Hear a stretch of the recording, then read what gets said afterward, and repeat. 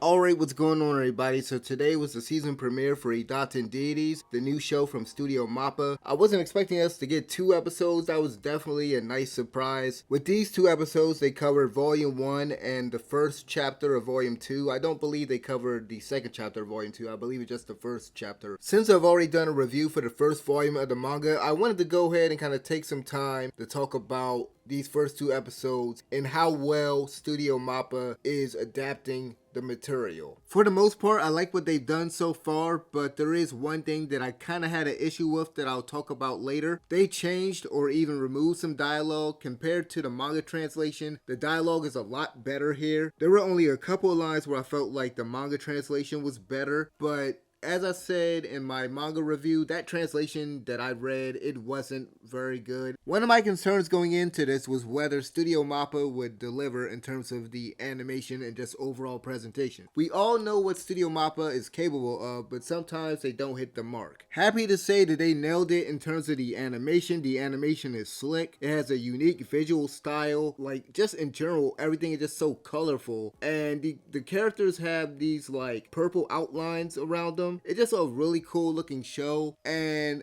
if you didn't tell me that this was made by Studio Mappa, the first studio that would have came to mind was Studio Trigger. For some reason, there's got to be an anime that they've made that this reminds me of. This reminds me, like just visually, this anime reminds me of something that Studio Trigger made. The intro sequence is very good, very trippy. It reminds me of Mob Psycho 100's intro, and the theme song is fantastic. I've been playing that on repeat all today. I thought the humor was on point. That was something that I liked about the manga, and I think they nailed it here. They even added to certain scenes. I love the part in episode 2 where they speed through Eastley's long explanation. That definitely got a chuckle out of me, and they avoided kind of slowing things down because Easley, they used that character as a exposition dump at one point in the manga. That's something that I brought up in my review. So I thought that was a funny choice, but it was also a good choice in terms of pacing. With all that said, let's talk about the one thing I thought they didn't do well. They didn't follow the order of the manga exactly. They moved certain scenes around and adapted material as needed, which is fine. One major mistake in my opinion was moving the sexual assault scene and adding it to the end of episode 1. As a result, the shift in tone is very abrupt and the scene kind of comes out of left field. It almost feels like they did it for shock value at the end, which isn't why that part existed in the manga. This isn't a redo of Hitler's situation. This part actually has a purpose. In the manga, the scene occurs as Easley is talking with Paula as they're taking a break from training. This means that the scene where Easley talks about them doing nothing and them being deities of a peaceful era is less impactful than it was in the manga. I also had a problem with how they executed the scene itself. Going into this, I didn't know whether they would even show this scene or heavily edit it. Here they put on some classical music and you can see some silhouettes, but that's it.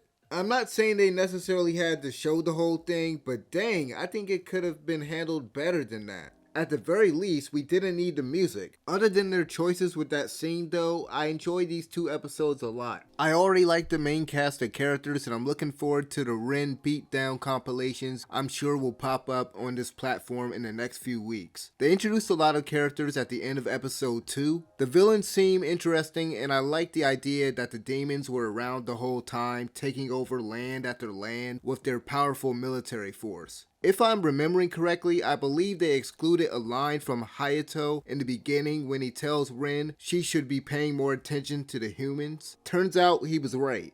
I'm already liking Mikhail and General Paisara. I know they changed General Paisara to something. I forgot what it was that they changed their name to. But anyway, I like those 2 characters and I can't wait to see more of the Zabo Empire. If you've seen the series premiere for Idaten Deities, let me know what you guys thought about it. Thank you guys for watching. I'm out here. Peace.